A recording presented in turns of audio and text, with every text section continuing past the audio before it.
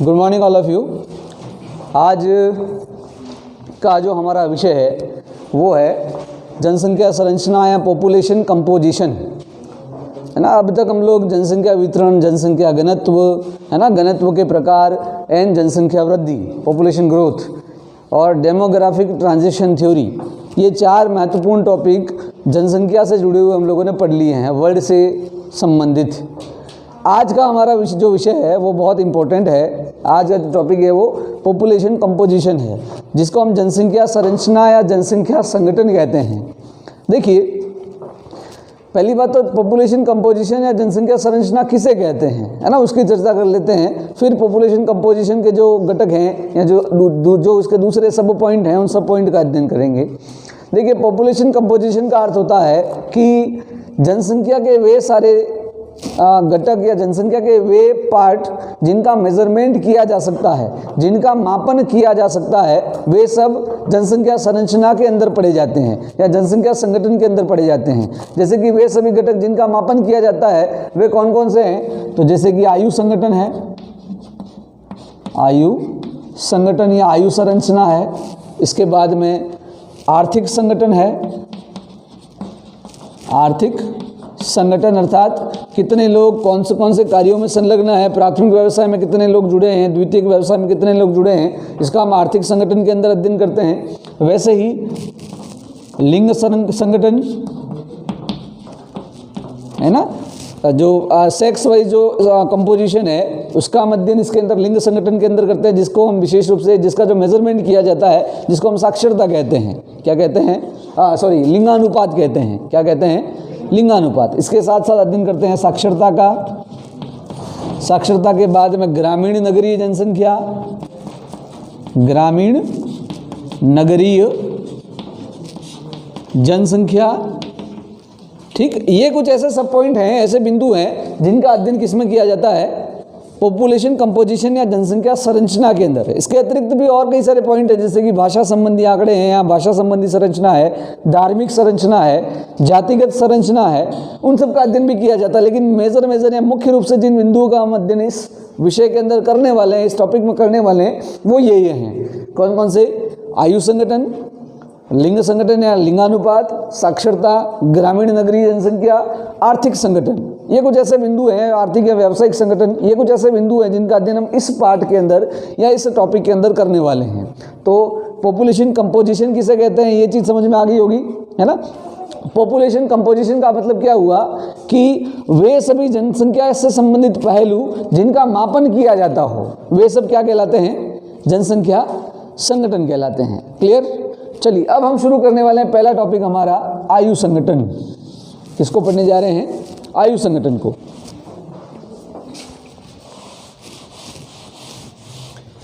चलिए, देखिए, जनसंख्या के जो आयु संबंधी जो आंकड़े होते हैं या जनसंख्या के आयु संबंधी जो तथ्य हैं, वो किसी क्षेत्र विशेष की आर्थिक स्थिति, उस विशेष की उस क्षेत्र की जनांकिकी की स्थिति, उन सबको समझने के लिए, समझाने के लिए बहुत अत्यंत आवश्यक है।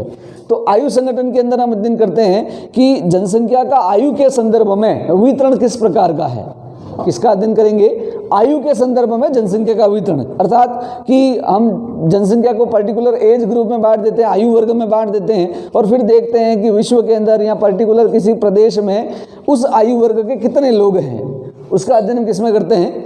आयु संगठन के अंदर। फॉर द एग्जाम्पल, जैसे कि आयु वर्ग के अनुसार जनसंख्या को 3 भागों में बांटा जाता है। कितने भागों में बांटा जाता है? 3 भागों में। जैसे कि एक बाल आयु वर्ग कहते हैं। क्या कहते हैं? बाल आयु वर्ग। दूसरा होता है युवा व प्रौढ़ आयु वर्ग, युवा व प्रौढ़ आयु वर्ग। और तीसरा होता है वृद्ध आयु वर्ग। ठीक, अब हमने पूरी जनसंख्या को कितने कैटेगरी में कैटेगराइज किया? 4। कौन कौन सी? बाल आयु वर्ग, युवा या प्रौढ़ आयु वर्ग और तीसरा वृद्ध आयु वर्ग। अब बाल आयु वर्ग के अंदर जितने भी जनसंख्या 0 से 14 वर्ष के अंतर्गत आती है, उन सबको क्या कहते हैं? बाल आयु वर्ग, मतलब विश्व की जनसंख्या या हम जिस क्षेत्र की जनसंख्या का अध्ययन कर रहे हैं, यहाँ हमारा जो संदर्भ रहेगा वो विश्व के संबंध में रहेगा। तो विश्व के संदर्भ में, विश्व में बाल आयु वर्ग के अंदर या 0 से 14 आयु वर्ग के अंदर कितने प्रतिशत लोग हैं, वो क्या कहलाता है? बाल आयु वर्ग कहलाता है। इसी तरह से युवा और प्रौढ़ आयु वर्ग इसके अंदर आ जाता है 15 से 59 या 15 से 64 आयु वर्ग के जो लोग हैं वो सब क्या कहलाएंगे? प्रौढ़ या युवा आयु वर्ग के लोग। और तीसरा होता है वृद्ध आयु वर्ग, 60 या कुछ देशों में 65 वर्ष से अधिक की जो जनसंख्या है, से अधिक की जनसंख्या है, वो किसमें सम्मिलित की जाएगी? वृद्ध आयु वर्ग के अंदर। तो आयु संगठन के अंदर हम जनसंख्या को क्या करते हैं? विभिन्न आयु वर्गों में बांट देते हैं और उन विभिन्न आयु वर्गों के अनुसार जनसंख्या का वितरण देखते हैं कि इस आयु वर्ग की जनसंख्या कहाँ ज़्यादा है, कहाँ कम है। इस आयु वर्ग की जनसंख्या के अधिक होने का क्या मतलब है ना? देखिए, ये जो आयु वर्ग से संबंधित है, जो आयु संगठन जो है उसका अध्ययन करने से हमें कई सारे दूसरे बेनिफिट हैं, है ना। कई सारे दूसरे बेनिफिट, जैसे कि यदि हमें जनसंख्या के आयु संगठन का अध्ययन हमें या उसके बारे में हमें नॉलेज है, तो हम उस क्षेत्र के बारे में कल्पनाएं कर सकते हैं, उस क्षेत्र की स्थिति का अंदाजा लगा सकते हैं। जैसे कि कोई क्षेत्र ऐसा है जहां बाल आयु वर्ग ज़्यादा है, क्या है? बाल आयु वर्ग ज़्यादा है। तो बाल आयु वर्ग जहां अधिक होगा वहां के लिए हम क्या अनुमान लगा सकते हैं कि बाल आयु वर्ग 0 से 14 आयु वर्ग के लोग कब ज़्यादा होंगे? जब उस क्षेत्र के अंदर जन्म दर क्या होगी? ज़्यादा। जब जन्म लेने वाले लोग ज़्यादा हैं, जन्म लेने वाले बच्चे ज़्यादा हैं, तो जब जन्म दर ज़्यादा होगी तो बाल आयु वर्ग निस्संदेह क्या हो जाएगा? ज़्यादा हो जाएगा। क्लियर? दूसरा युवा या प्रौढ़ आयु वर्ग, और तीसरा होता है वृद्ध आयु वर्ग। अब जहाँ पे वृद्ध आयु वर्ग ज़्यादा है, मतलब 65 या 60 वर्ष से अधिक आयु के लोग ज़्यादा हैं, वहाँ के बारे में क्या अंदाजा लगा सकते हैं कि उस क्षेत्र के अंदर क्या होगा? मृत्यु दर कम है ना, जीवन प्रत्याशा अधिक है, मतलब लोग लंबी आयु तक जी रहे हैं। भाई 65 साल से अधिक की आयु के लोग ज़्यादा, मतलब 70 साल, 75 साल, 80 साल, 85 साल के बुजुर्ग जो हैं वो किसी देश में ज़्यादा हैं। तो ऐसा कब संभव होगा? कि वहाँ खान पान अच्छा होगा, है ना, स्वास्थ्य सेवाएं जो है वो उत्तम तरह की होंगी, लोग गंभीर बीमारी से ग्रसित नहीं होंगे, जीने की जो उम्र है वो क्या होगी? वहाँ पे उन देशों के अंदर ज़्यादा होगी। वहाँ पे क्या होगा? वृद्ध आयु वर्ग क्या होगा? अधिक होगा। तो आयु संगठन के अंदर हम क्या करते हैं? जनसंख्या को विभिन्न आयु वर्गों में रखकर फिर उनका अध्ययन करना क्या कहलाता है? आयु संगठन कहलाता है। क्या कहलाता है? आयु संगठन। क्लियर? चलिए, तो अब विश्व को आयु संरचना की दृष्टि से हमने कितने भागों में बांट दिया? 3, बाल, युवा या प्रौढ़, और तीसरा वृद्ध आयु वर्ग। इनमें से ऊपर के और लास्ट के जो 2 आयु वर्ग हैं, कौन कौन से? बाल आयु वर्ग और वृद्ध आयु वर्ग। बाल और वृद्ध आयु वर्ग, ये दोनों आयु वर्ग जो है उनको आश्रित आयु वर्ग या आश्रित जनसंख्या कहते हैं। क्या कहते हैं? ये कोई काम नहीं करते, देश की उत्पादकता में इनका कोई रोल नहीं होता है। कि जो भी आर्थिक रूप से जो जनसंख्या संलग्न है, आर्थिक रूप से जो लोग जुड़े हुए हैं, देश की अर्थव्यवस्था को आगे ले जाने में, देश के विकास कार्य को आगे बढ़ाने में जो लोग जुड़े हुए हैं, उसमें कौन सी आयु वर्ग के लोग आते हैं? युवा या प्रौढ़ आयु वर्ग के। अब ये युवा या प्रौढ़ आयु वर्ग जो होता है उसी को हम क्या कहते हैं? कार्यशील आयु वर्ग कहते हैं। और ये दोनों इस पर क्या रहते हैं? आश्रित। 0 से 14 साल का जो बच्चा होगा वो कोई काम कर पाएगा क्या? नहीं, वो पूरी तरह से अपने माता पिता पर अर्थात प्रौढ़ आयु वर्ग पर क्या है? आश्रित है। इसी तरह से 60 या 65 साल से अधिक आयु वर्ग के जो वृद्ध होंगे वो भी कोई कार्य नहीं कर पाएंगे, धीरे धीरे उनकी कार्य कुशलता कम होती जाएगी, गंभीर बीमारियों से ग्रसित हो सकते हैं, वो भी आश्रित हैं किस पर? युवा या प्रौढ़ आयु वर्ग पर। तो ये दोनों क्या कहलाती है? आश्रित आयु वर्ग की जनसंख्या। प्रश्न आ गया सपोज कि आश्रित आयु वर्ग को समझाइए या आश्रित आयु वर्ग की जनसंख्या को बताइए, किस आयु वर्ग को आश्रित आयु वर्ग कहा जाएगा? तो 0 से 14 अर्थात बाल आयु वर्ग, और 60 या 65 साल से अधिक की जनसंख्या के जो लोग होंगे अर्थात वृद्ध आयु वर्ग जो होगा वो क्या कहलाएगा? आश्रित आयु वर्ग कहलाएगा या आश्रित जनसंख्या कहलाएगी। अब हम लोग इन तीनों आयु वर्गों की कुछ विशेषताओं को समझने का प्रयास करते हैं। तो जैसे पहला ले लेते हैं हम बाल आयु वर्ग को। अब 0 से 14 आयु वर्ग की जो जनसंख्या होगी वो उन देशों में ज़्यादा होगी जहाँ जन्म दर क्या है? अधिक है।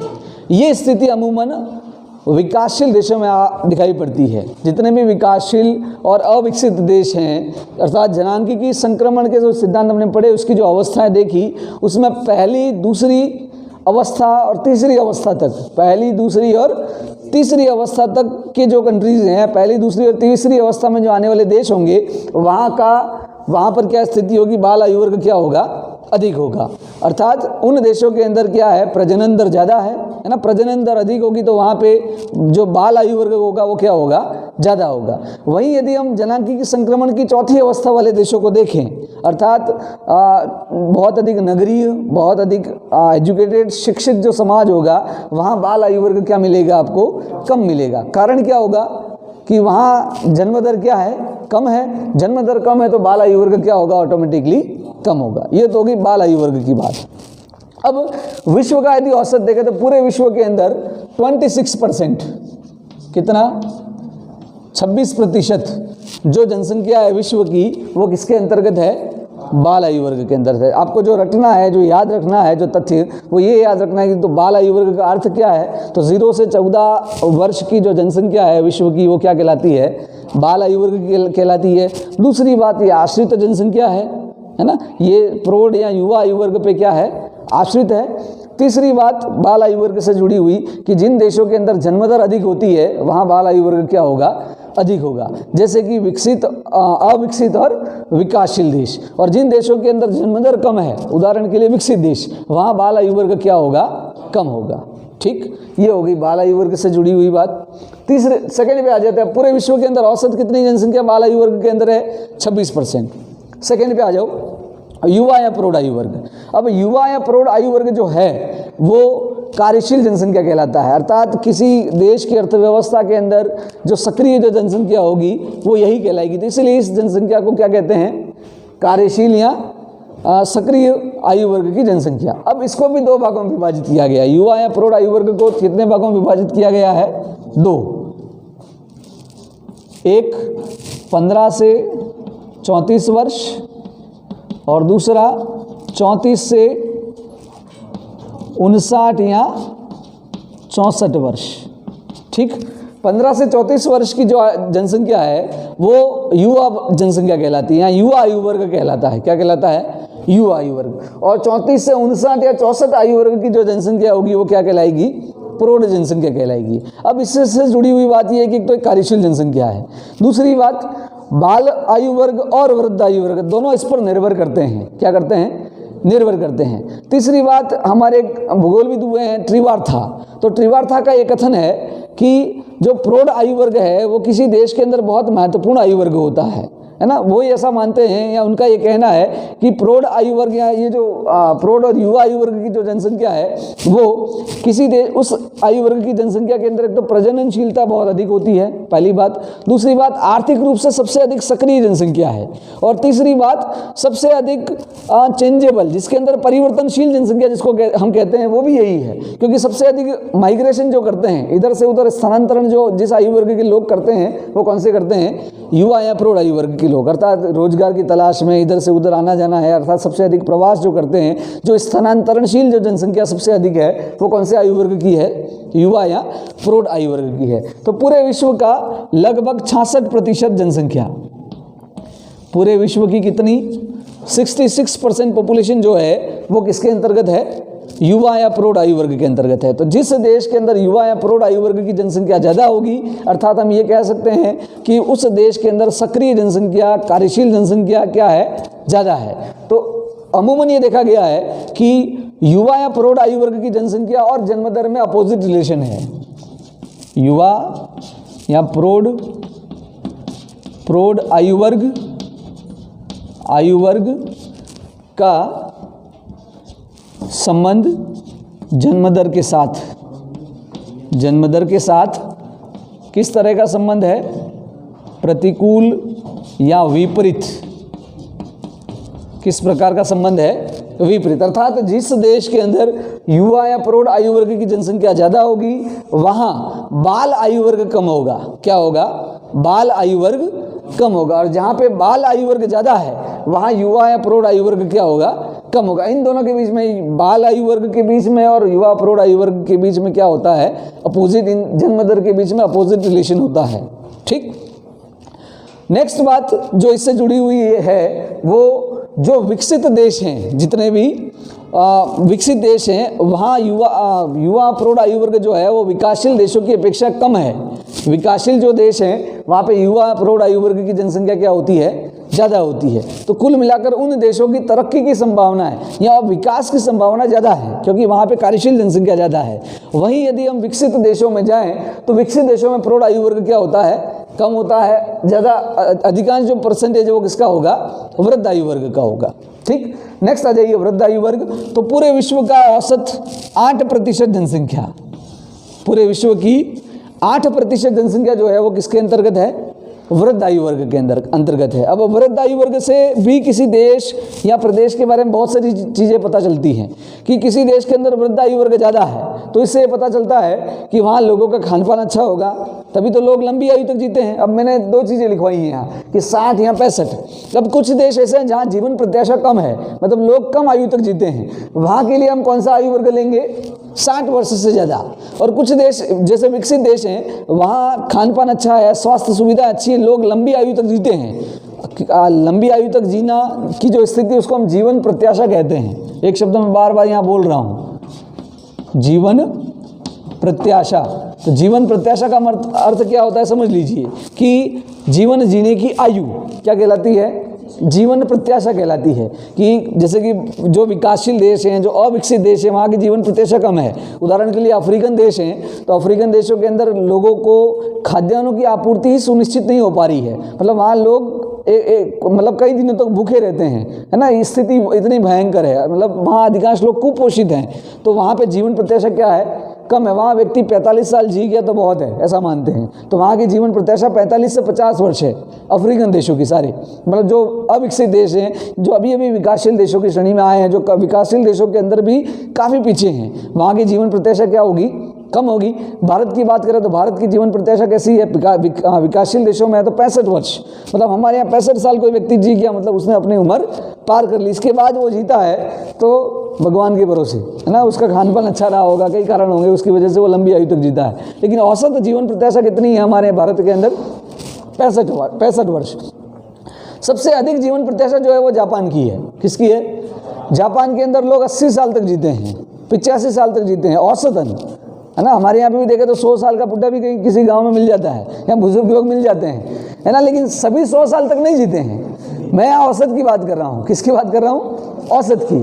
तो भारत का जो औसत है वो मात्र कितना है, 65 साल, सभी लोग एवरेज 65 साल तक जीते हैं। वहीं यदि जापान की बात की जाए वहाँ का औसत 75 से 80 वर्ष है, वहाँ मतलब सभी लोग 75 से 80 साल तक जीते हैं। कारण क्या है, टेक्निकल रूप से डेवलप देश है, विकसित देश है, खान पान अच्छा है, गंभीर बीमारी से लोग ग्रसित नहीं होते, चिकित्सक की सुविधाएं अच्छी हैं वहाँ पे, है ना, लोगों का जीवन स्तर अच्छा है, तो उसकी वजह से जो लोगों की जो आयु है वो क्या होती है, लंबी होती है। तो जीवन प्रत्याशा का क्या मतलब हुआ, आयु, क्या हुआ, आयु। ठीक, तो वृद्ध आयु वर्ग से क्या पता चलता है कि जहाँ वृद्ध आयु वर्ग ज़्यादा होगा, इट मीन्स वहाँ पे जीवन प्रत्याशा क्या है, ज़्यादा है। अब जीवन प्रत्याशा कब ज़्यादा होगी, मैंने बता दिया आपको कब ज़्यादा होगी, जब खान पान अच्छा होगा, चिकित्सक की सुविधाएं अच्छी होंगी, देश विकसित होगा, है ना, एनवायरनमेंट अच्छा होगा, वातावरण अच्छा होगा, अच्छे क्षेत्र के अंदर लोग रह रहे हैं, शांति और सुरक्षा की भावना लोगों के अंदर, किस तरह के कोई दंगे वगैरह या कोई आक्रमण वगैरह नहीं होंगे, तो लोगों की आयु क्या होगी, ऑटोमेटिकली बढ़ जाएगी, है ना। तो वृद्ध आयु वर्ग विश्व के अंदर औसतन कितना है, 8% है पूरे विश्व का औसत। और अधिक कौन से देशों के अंदर है, विकसित देशों के अंदर, और कम कहाँ मिलेगा, विकासशील और अविकसित देशों के अंदर। तो ये हो गया हमारा विश्व की आयु संरचना, समझ में आ गया, आयु संरचना किसे कहते हैं और विश्व की आयु संरचना किस प्रकार की है। तो 26% बाल आयु वर्ग के अंदर है, 66% युवा है प्रौढ़ आयु वर्ग के अंदर है, और 8% जनसंख्या विश्व की कैसी है, वृद्ध है या वृद्ध आयु वर्ग के अंतर्गत आती है। क्लियर, चलिए उतार लीजिए इसको।